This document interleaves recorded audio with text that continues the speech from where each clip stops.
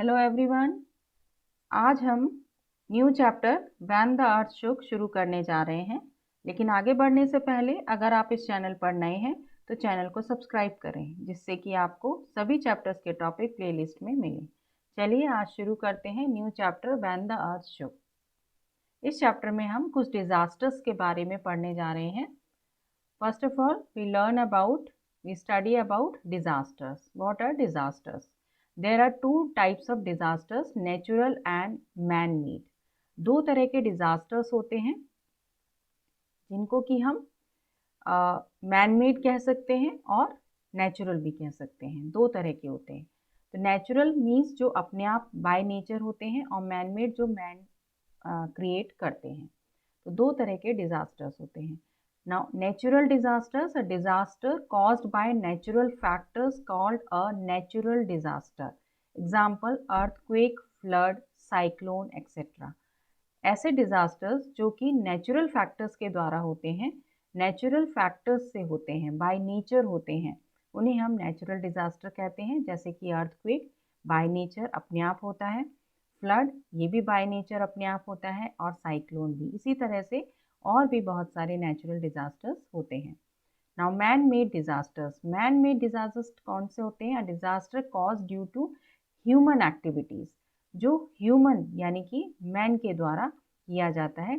Man अगर कुछ इस तरह की एक्टिविटीज करते हैं जिससे कि कुछ डिजास्टर्स पैदा होते हैं, उनको हम मैन मेड डिजास्टर्स कहते हैं। जैसे कि वॉर यानी कि लड़ाई झगड़ा, युद्ध जिन्हें कहते हैं, जैसे कि first world war, second world war हुई है, तो ये सभी मैन मेड डिजास्टर्स हैं। फायर एक्सीडेंट्स होते हैं, ये भी मैन के द्वारा कई बार हो जाते हैं। इंडस्ट्रियल एक्सीडेंट्स हो जाते हैं, कई बार फैक्ट्री में आग लग जाती है इंडस्ट्रीज में, तो वो भी एक तरह के डिजास्टर्स होते हैं, but they are due to human activities, so we call them as man made disasters. Now next, natural disasters. Natural disaster में सबसे पहले हम लेते हैं अर्थक्वेक। अर्थक्वेक एक तरह का नेचुरल डिजास्टर है, मींस अपने आप होता है, बाय नेचर होता है। So what is earthquake? An earthquake is a natural disaster that causes the surface of the earth to shake and tremble. ये एक तरह का नेचुरल डिजास्टर है जिसमें कि हमारी जो अर्थ है उसका सरफेस, उसका ऊपरी भाग जो होता है, सरफेस ऑफ द अर्थ, वो शेक करता है, हिलता है, बहुत जोर से हिलता है और ट्रेम्बल हो जाता है, शॉर्ट मूवमेंट्स होने लगते हैं। जो कई बार धीरे धीरे हिलता है, कई बार जोर से। जैसी इंटेंसिटी होती है अर्थक्वेक की, उसके अकॉर्डिंग अर्थ शेक करती है, अर्थ में कंपन होता है। It may result in loss of human and animal life. इससे होता क्या है? इस नेचुरल डिजास्टर से ह्यूमन और एनिमल लाइफ्स को खतरा होता है। Collapsing of buildings, bridges, roads, ये सभी ब्रेक हो जाते हैं। ब्रेकिंग और अपरूटिंग ऑफ ट्रीज उखड़ जाते हैं, बहुत सारी चीज़ें टूट जाती हैं, यानी कि अर्थ सरफेस पे जो जो चीज़ें हैं उन सभी का लॉस होने का खतरा रहता है। It is very difficult to predict, to say something will happen in the future. लेकिन इसके बारे में कभी भी प्रिडिक्ट नहीं किया जा सकता। When an earthquake will occur, कब अर्थक्वेक हो सकता है इन फ्यूचर, ये हम कभी भी प्रिडिक्ट नहीं कर सकते हैं। सिज्मोलॉजिस्ट। सिज्मोलॉजिस्ट कौन होते हैं? The scientific study of earthquakes has marked out earthquake prone areas. Seismologist scientist होते हैं और ये स्टडी करते हैं अर्थक्वेक के बारे में कि कौन कौन से एरियाज हैं जहाँ पे अर्थक्वेक जल्दी से आ जाता है। Japan is the most earthquake prone country in the world. World में जापान ऐसा कंट्री है जिसमें कि सबसे ज़्यादा अर्थक्वेक आते हैं और वहाँ पर नए नए अर्थक्वेक भी आने की पॉसिबिलिटी रहती है। यहाँ पे आप कुछ पिक्चर्स देख रहे हैं जिसमें कि अर्थक्वेक के रिजल्ट्स दिखाए गए हैं।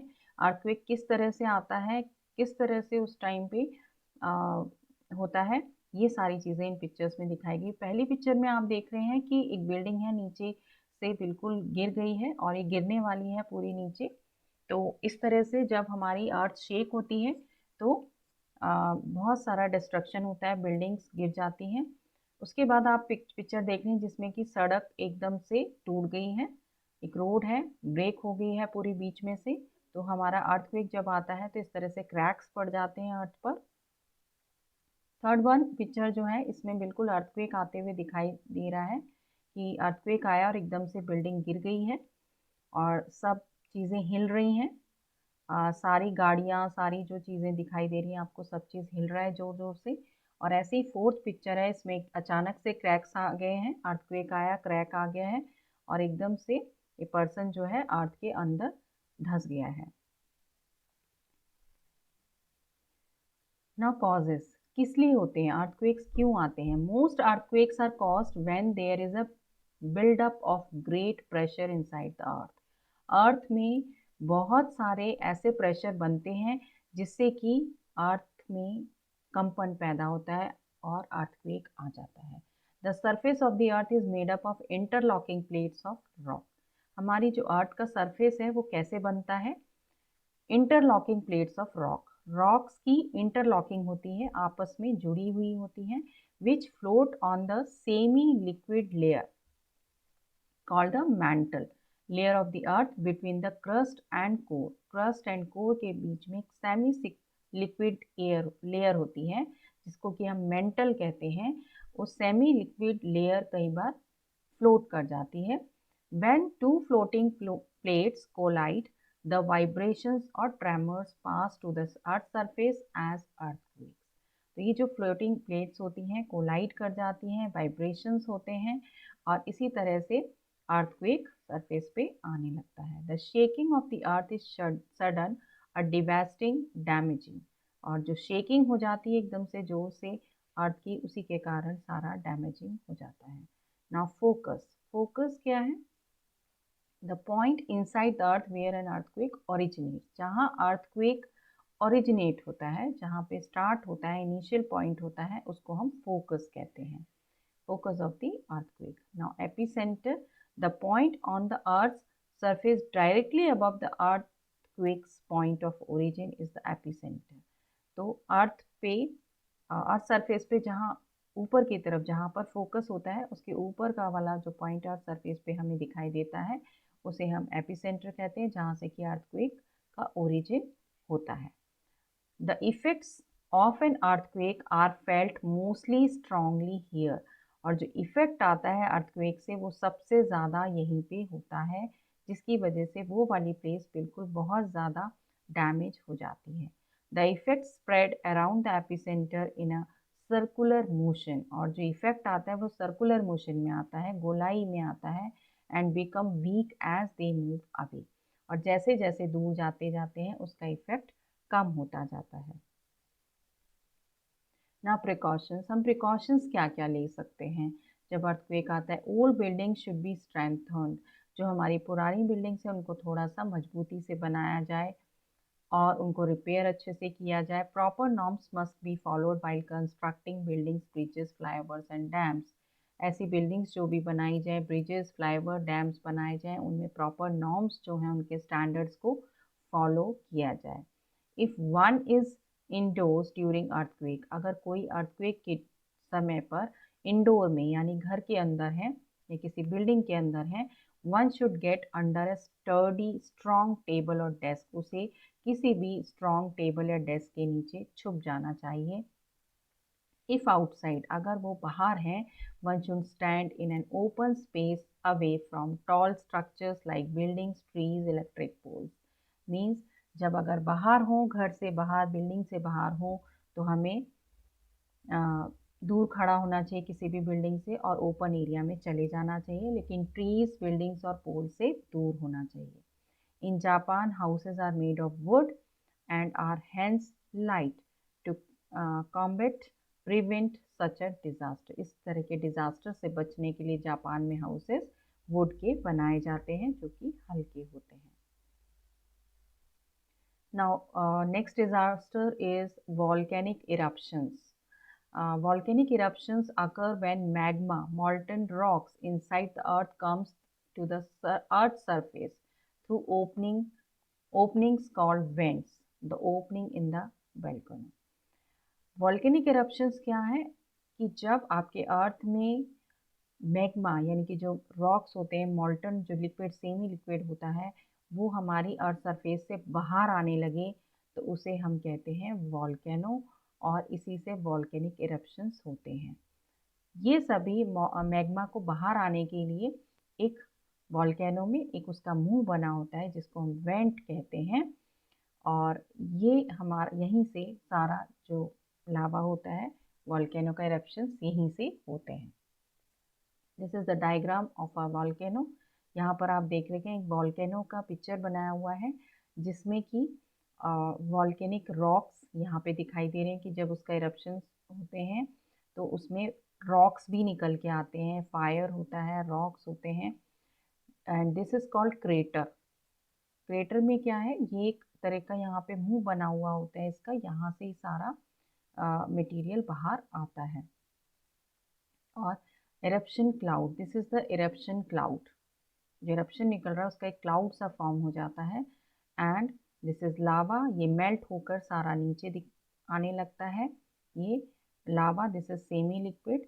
नाउ मेन वेंट ये है, यानी कि यहाँ से ये पनपता है, ऊपर की तरफ आता है, लावा फ्लो हो रहा है। Magma chamber, this is the magma chamber, यानी कि यहाँ पे ये सारा इकट्ठा होता रहता है। मैग्मा मीन्स मॉल्टन रॉक्स जो है सब यहाँ पे इकट्ठा होते रहते हैं, और उसके बाद ये मेन वेंट से होते हुए, क्रेटर से होते हुए बाहर निकल जाते हैं, और ये वॉल्केनिक रॉक्स और लावा इस तरह की चीज़ें बाहर आती हैं। Now what is lava? The molten magma which flows out through the vent is called lava.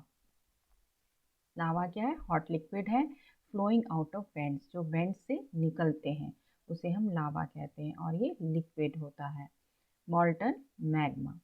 Now what is crater? A ball shaped hollow formed at the top of a volcano. Volcano में आप देख रहे हैं यहाँ पे एक मुंह सा बना हुआ है, सर्कुलर शेप, बॉल शेप का बना होता है, यहीं से ये सारा इरप्शन, वॉल्केनिक इरप्शन होता है। और दूसरी पिक्चर में भी आप देख रहे हैं यहाँ पे इस तरह का आपको लावा, मॉल्टन मैग्मा यहाँ पे दिखाई दे रहा है, फायर भी है, बहुत गर्म चीज़ें होती हैं जिसको हम लावा कहते हैं। ये सारा ये वॉल्केनो है, और ये क्रेटर वाला पार्ट है। Volcanoes are of 3 types, volcanoes 3 types के होते हैं, एक्सटिंक्ट और डेड वॉल्केनोज। कुछ वॉल्केनोज जो हैं वो डेड हो गए हैं, जो जिनसे अब कोई लावा नहीं निकलता है, उन्हें हम डेड वॉल्केनोज कह देते हैं। द डॉर्मेंट और स्लीपिंग वॉल्केनोज भी होते हैं, स्लीपिंग। और third one is active volcano. तो एक्टिव वाले वॉल्केनो से थोड़ा सा हमें सावधान रहना चाहिए, जिनसे कि कभी भी लावा निकल सकता है। द एक्सटिंक्ट और डेड वॉल्केनोज कौन कौन से हैं? Volcanoes that have not erupted break out suddenly for thousands of years और प्रोबेबली नेवर विल, मीन्स वो कभी भी उनमें से कोई भी इरप्शन नहीं होगा। फॉर एग्जाम्पल माउंट कीनिया में है ये, अफ्रीका में, जो डेड वॉल्केनो है। द डॉर्मेंट और स्लीपिंग वॉल्केनो जो होते हैं, volcano that has not erupted for many years but has chances of erupting again, बहुत सालों से नहीं इरप्ट हुए लेकिन कभी भी हो सकते हैं, that are sleeping volcanoes. When a vent becomes blocked by a hardened lava plug, lava neck, it becomes a dormant volcano. कई बार क्या होता है, लावा बहुत हार्ड हो जाता है और उसी से उसका मुंह बंद हो जाता है, तो वो स्लीपिंग वॉल्केनो भी हो जाते हैं। For example Mount Fuji Japan में है वॉल्केनो, जो कि स्लीपिंग वॉल्केनो कहलाता है। Now active volcanoes. Active volcanoes, the most dangerous are the active volcanoes. Naturally जो एक्टिव हैं वो उनसे हमें सावधान रहना चाहिए, डेंजरस होते हैं। These erupt often and lead to great destruction, और इसी से बहुत ज़्यादा डिस्ट्रक्शन होता है, जैसे कि एग्जाम्पल दिया है mount Etna, that is in Italy. Now precaution, हमें प्रिकॉशन क्या लेने हैं वॉल्केनिक इरप्शंस के लिए? People are taken to safe places by authorities when there is a volcanic eruption. जब भी हो तो जो वहाँ आसपास लोग रहते हैं उनको दूर ले जाना चाहिए। People should keep food and water stored for such times, और थोड़े समय के लिए उनके पास फूड और वाटर की सुविधा होनी चाहिए। All electronic gadgets should be switched off during these times, और इस टाइम पे इलेक्ट्रॉनिक गैजेट बिल्कुल नहीं चलाने चाहिए। Now floods. Flood is another disaster. A flood occurs when the amount of water in a river or stream exceeds its capacity to carry water. Means किसी भी river में या कोई भी रिवर, स्ट्रीम, लेक, इस तरह की जो हमारी चीज़ें होती हैं, इनमें अगर पानी बढ़ जाए, जितना कि पानी उसमें होना चाहिए बल्कि उसके लेवल से ज़्यादा हो जाए, तो फ्लड आ जाता है, यानी कि बाढ़ आ जाती है। In India flooding is common during the monsoon season when reverse overflow. Monsoon season में बारिश बहुत होने के कारण इंडिया में फ्लडिंग ज़्यादा होती है। In India, some areas like Bihar, West Bengal and Assam get flooded every year due to their proximity to the big rivers like Ganga and Brahmaputra. Ganga and Brahmaputra में बहुत ज़्यादा पानी भर जाता है मानसून के टाइम पे, तो वहाँ बाढ़ आ जाती है। In the states of Bihar, West Bengal, Assam. Now causes, किस वजह से फ्लड होता है? A flood causes huge damage to life and property. और इसमें प्रॉपर्टी या जो भी चीज़ें होती हैं उनमें बहुत डैमेज हो जाता है, फ्लड से बहुत सारी चीज़ें हो जाती हैं।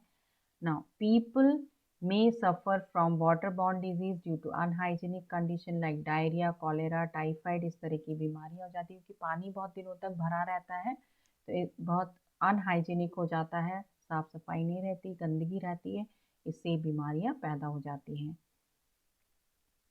Clean drinking water becomes a scarcity as water gets contaminated, impure. Clean drinking water जो है वो बहुत कम हो जाता है, बहुत गंदा पानी मिलता है, उससे बीमार पड़ जाते हैं। There could be a shortage of food, और खाने पानी की सब तरह से कमी हो जाती है। Now precautions, before building a house one needs to check the history of flooding in area. कभी हम घर बनाएं तो फ्लडिंग एरिया को देख के कि यहाँ पे फ्लड तो नहीं आते, ये सब प्रिकॉशन हमें लेनी चाहिए। Garbage should not be thrown into drains and river. हमें कभी भी जो भी नालियाँ हैं, नदियाँ, इनमें गंदगी नहीं फेंकनी चाहिए क्योंकि गंदगी फेंकने से वो सारी नालियाँ रुक जाएंगी और पानी जब मानसून में बारिश होगी तो वो नालियों में पानी नहीं जा पाएगा और सब पानी इधर उधर भर जाएगा।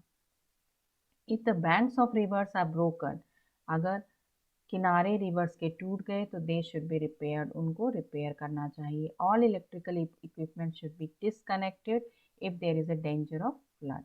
अगर आपको फ्लड की आशंका बिल्कुल भी है तो इलेक्ट्रिकल इक्विपमेंट यानी कि पोल्स वगैरह सब कुछ डिसकनेक्ट कर देने चाहिए। Now tsunami, this is the next natural disaster.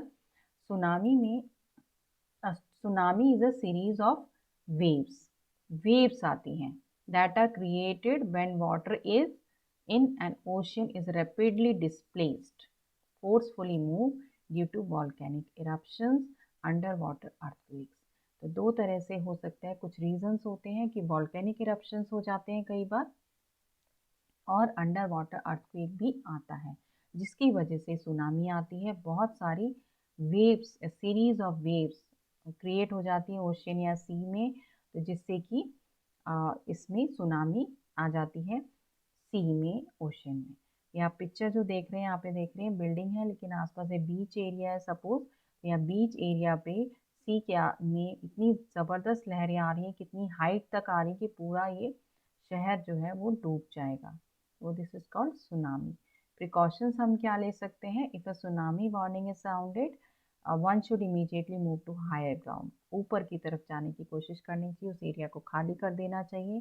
People near the सी और at the beach should rush to higher places. One should stay away from the ocean till it is considered safe by authorities. जब तक कि safe ना बोल दिया जाए bye authorities, उनको वहां से छोड़ के चले जाना चाहिए। Now droughts. This is the natural disaster again. Droughts occur when there is a very little or no rainfall. जब रेनफॉल नहीं होती है, बारिश नहीं होती है या बहुत कम बारिश होती है तो ड्रॉट हो जाता है। In India, some parts of Maharashtra, Karnataka and Andhra Pradesh, Gujarat, Odisha and Rajasthan are particularly prone suffer to drought. बहुत सारे एरियाज ऐसे हैं इन स्टेट्स में जिसमें कि ड्रॉट होता है। Now causes: droughts lead to starvation and death of a large number of people. large number of people यानी कि बहुत सारे लोगों को इससे परेशानी होती है, भूख प्यास रहती है, पानी नहीं होता है और अच्छी फसलें नहीं उग पाती हैं, खाने पीने की कमी हो जाती है और कई बार लोग मर भी जाते हैं। A large number of people die every year because of drought. बहुत सारे लोग हमारे इंडिया में ऐसे हैं जो ड्रॉट की वजह से मर जाते हैं। प्रिकॉशंस हमें क्या लेना चाहिए? Reservoirs and water tanks should be build to store water. हमें वाटर स्टोर करने के लिए रिजर्वायर्स और वाटर टैंक्स बनाने चाहिए। Farmers should be educated to avoid over grazing, और फार्मर्स को एजुकेट किया जाना चाहिए कि ज़रूरत से ज़्यादा ओवर ग्रेजिंग नहीं हो जाए, यानी कि जो हमारे एनिमल्स हैं वो ओवर ग्रेज ना कर जाए, हमारी ग्रीनरी ट्रीज वगैरह सब अच्छे से रहनी चाहिए। Rain water harvesting can be very useful. हमें रेन वाटर हार्वेस्टिंग ज़रूर करनी चाहिए, बहुत यूजफुल होती है। Now cyclones. Cyclones are also natural disasters. A cyclone is a violent storm in which strong winds move in a circle. आप यहाँ picture में भी देख रहे हैं कि विंड चलती है, बहुत तेज हवा चलती है, एक सर्कुलर फॉर्म में चलती है, उसे हम साइक्लोन कहते हैं। और ये स्टॉर्म होता है, एक तरह का आंधी तूफान एक तरह का होता है, लेकिन इसमें हवा बहुत तेज चलती है, वो भी सर्कुलर फॉर्म में गोल गोल। The wind speed is over 100 kilometre per hour. इतनी तेज स्पीड होती है इसकी। Coastal areas are more prone to cyclone. Cyclone कहाँ पे आते हैं? जहाँ पे कोस्टल एरियाज यानी बीच एरिया, जहाँ पे सी आसपास होते हैं, ओशंस होते हैं, उनके आसपास ज़्यादा साइक्लोन्स आते हैं। कॉजेज क्या क्या हो जाता है? Cyclones flatten and destroy everything that comes in their path. जो भी इनके रास्ते में आता है वो सब कुछ खत्म हो जाता है, डिस्ट्रॉय हो जाता है। इट अपरूटेड ट्रीज खत्म हो जाते हैं, निकल जाते हैं, इलेक्ट्रिक पोल सब डिस्ट्रॉय हो जाता है, हाउसेस भी डिस्ट्रॉय हो जाते हैं। प्रिकॉशन क्या ले सकते हैं? People live in cyclone prone areas, जहाँ पे साइक्लोन ज़्यादा आने की आशंका होती है, should make sure that the roofs of their houses are in good condition. सबसे ज़्यादा रूफ्स को हानि होती है, छत जो हो बिल्कुल बहुत अच्छे से बनी हुई हो, अच्छी कंडीशन में बनी होनी चाहिए। The branches of trees near houses should be trimmed, and an emergency kit containing a portable radio with batteries, a torch, some food and water, first aid kit and essential medicine should be kept ready. हमेशा उनके पास ये सारी सुविधाएं होनी चाहिए, जिससे कि कभी भी साइक्लोन प्रोन एरिया से जाना पड़े तो उनको असुविधा ना हो। Thank you students. इस चैप्टर से रिलेटेड वीडियोस और एनसीईआरटी चैप्टर से रिलेटेड वीडियोस देखने के लिए डिस्क्रिप्शन बॉक्स में लिंक देख सकते हैं, और मेरी आने वाली वीडियोस को देखने के लिए सब्सक्राइब करें अपना चैनल माइलस्टोन।